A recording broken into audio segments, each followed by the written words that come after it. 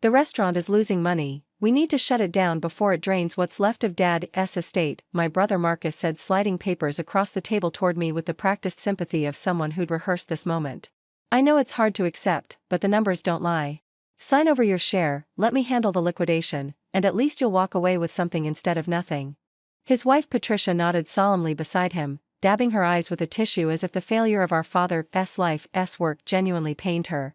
But why did I hesitate instead of signing immediately, and why, 3 weeks later, did I walk into our family meeting with a forensic auditor whose findings made my mother collapse in her chair?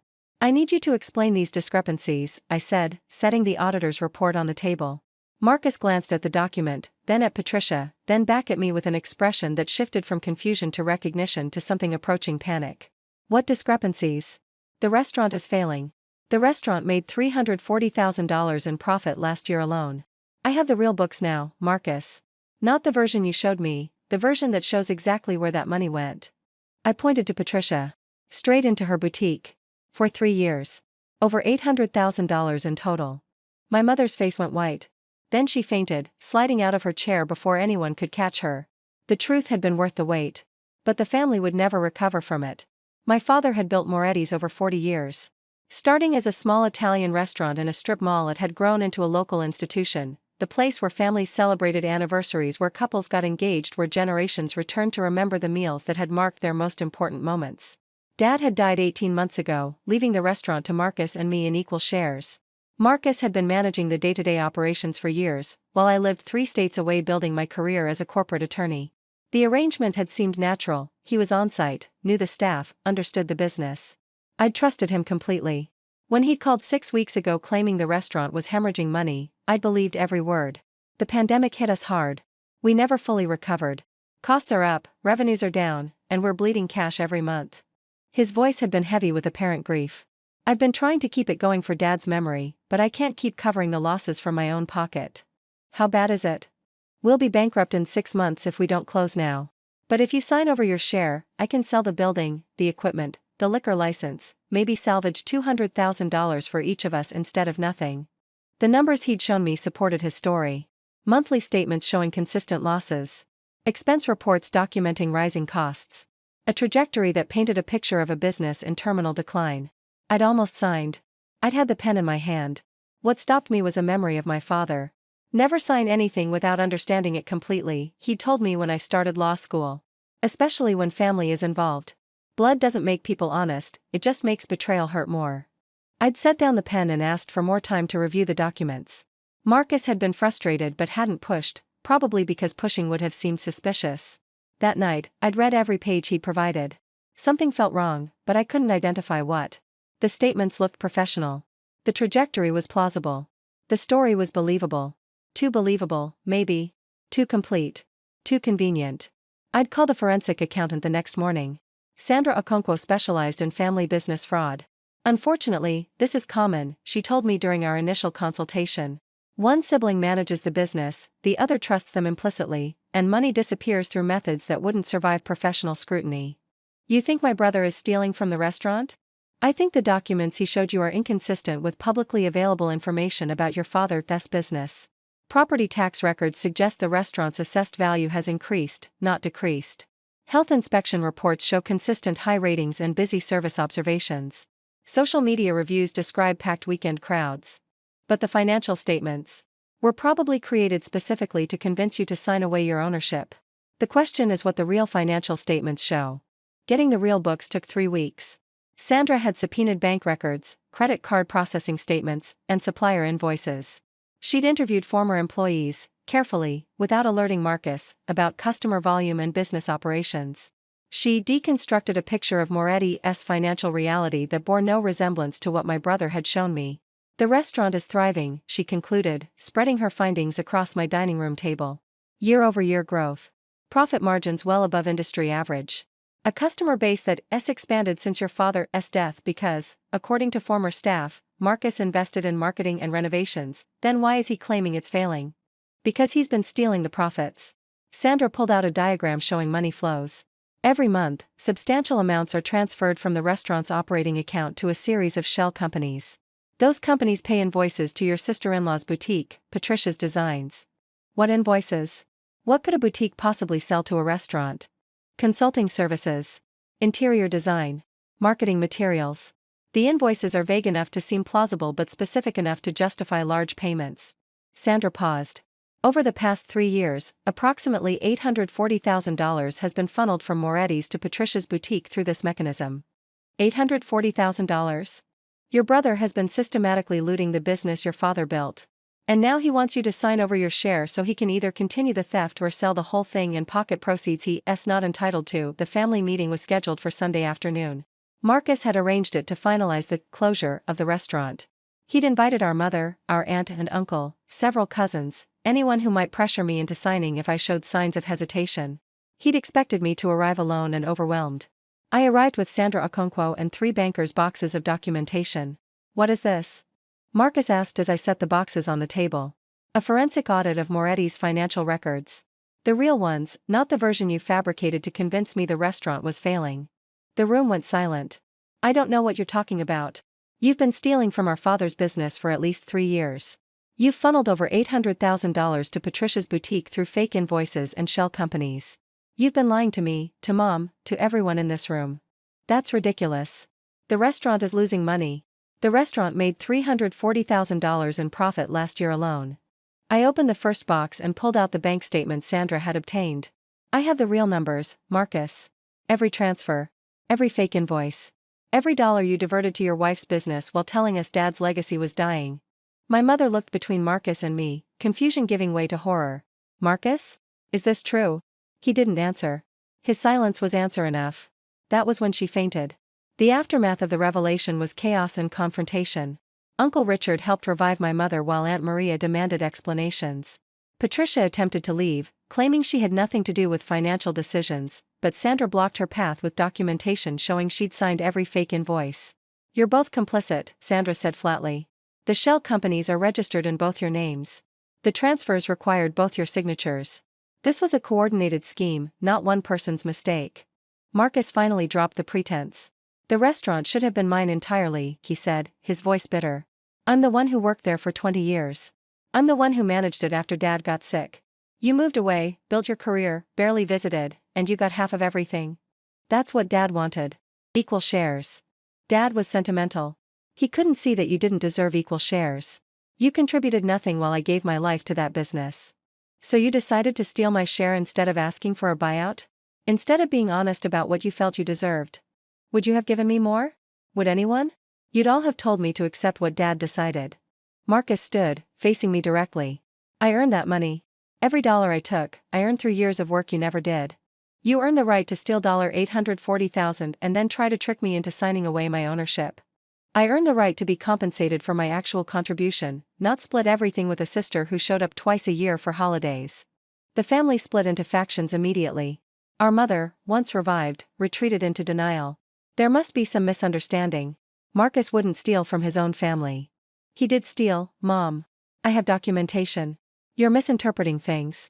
Numbers can be confusing. Let me talk to Marcus privately. There's nothing to misinterpret. He created fake invoices, set up shell companies, and transferred $840,000 to his wife's boutique while telling us the restaurant was failing. That's not a misunderstanding. That's fraud. Uncle Richard and Aunt Maria sided with me, recognizing the evidence as undeniable. Several cousins remained neutral, uncomfortable with family conflict. Patricia's parents, who had also been invited, presumably to add pressure for my signature, left in embarrassed silence.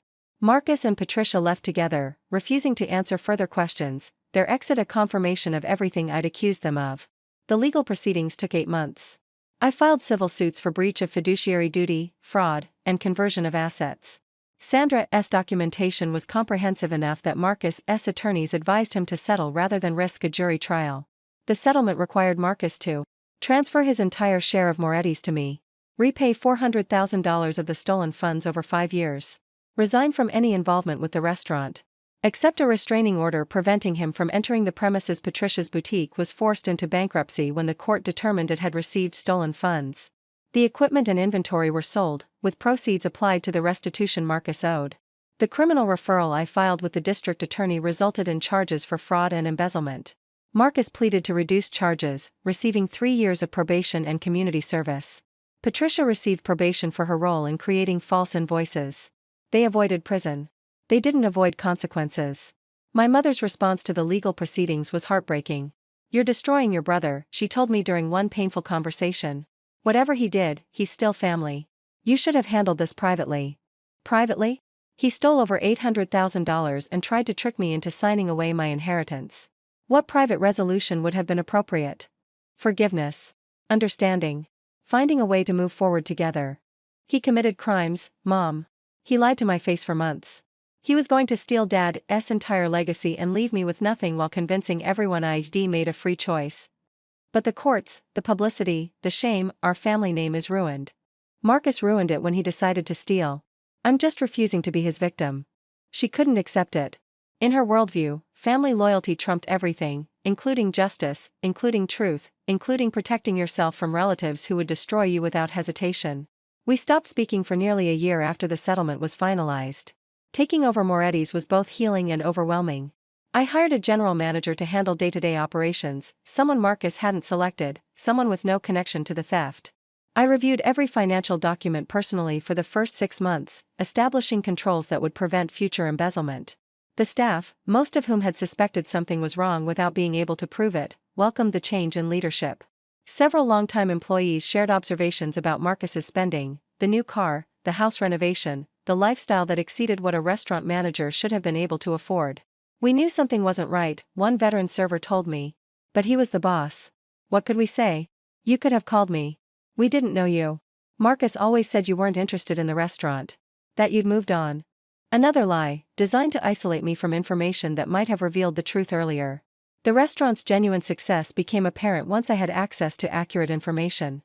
Without Marcus's theft draining profits, Moretti's generated enough income to fund expansion. I opened a second location 2 years after taking control, then a third. The brand my father had built over 40 years grew into something larger, a small restaurant group with his name on every door. I named the conference room in our new corporate office after him, the Antonio Moretti Room, his photograph hung on every restaurant wall, a reminder of who had started what we were continuing. The expansion wasn't revenge, it was honoring his legacy in a way Marcus's theft had almost prevented. Marcus reached out 3 years after the settlement. His email was brief, carefully worded, probably reviewed by an attorney before sending. "I know I don't deserve your forgiveness. But I'd like to explain my perspective and, if possible, find some way to move forward. Mom is getting older. She wants her children to be able to be in the same room. For her sake, if not for ours, could we talk?" I considered the request for a week before responding. "You stole $840,000 from our father's business. You created fake documents to convince me the restaurant was failing. You tried to manipulate me into signing away my inheritance. And your explanation, when confronted, was that you deserved it because you worked harder. I don't need your perspective. I have 8 months of court records explaining exactly what you did and why. What I needed from you was honesty, and you chose theft and manipulation instead. For Mom's sake, I can be civil at family gatherings. But we're not going to be close again. Trust, once destroyed this completely, doesn't rebuild." He didn't respond. My mother eventually accepted the new reality.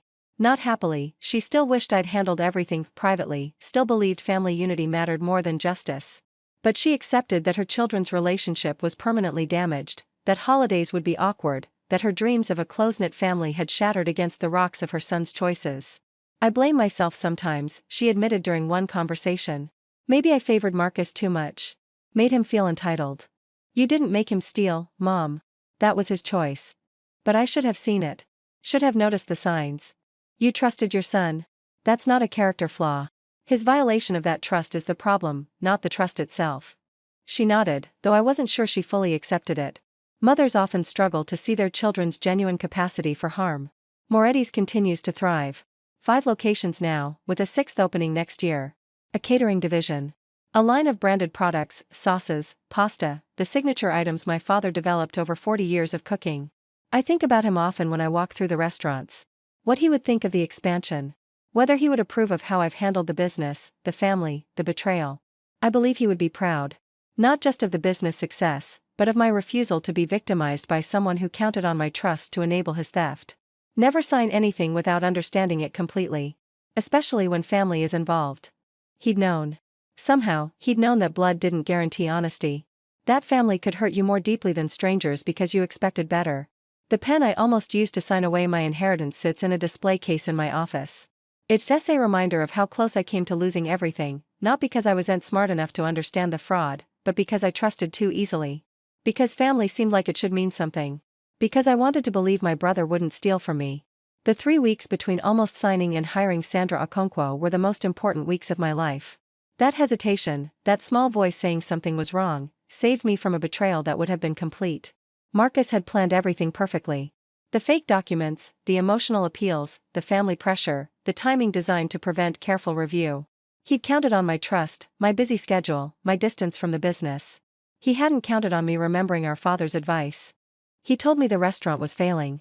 He showed me statements proving losses, projections showing bankruptcy, numbers that painted a picture of inevitable collapse. He asked me to sign over my share so he could salvage what remained. I almost believed him. I had the pen in my hand. But something felt wrong, too convenient, too complete, too eager. The forensic auditor found $840,000 in stolen profits, funneled to his wife's boutique through fake invoices and shell companies. When I walked into that family meeting with the real numbers, my mother fainted. My brother finally admitted the truth, he thought he deserved it all. Now I own the restaurant entirely. 5 locations and growing. My father's name on every door. And my brother has a criminal record, a failed marriage, and a sister who will never trust him again. He asked me to sign. I chose to investigate instead. That choice was worth $840,000, and my father's legacy.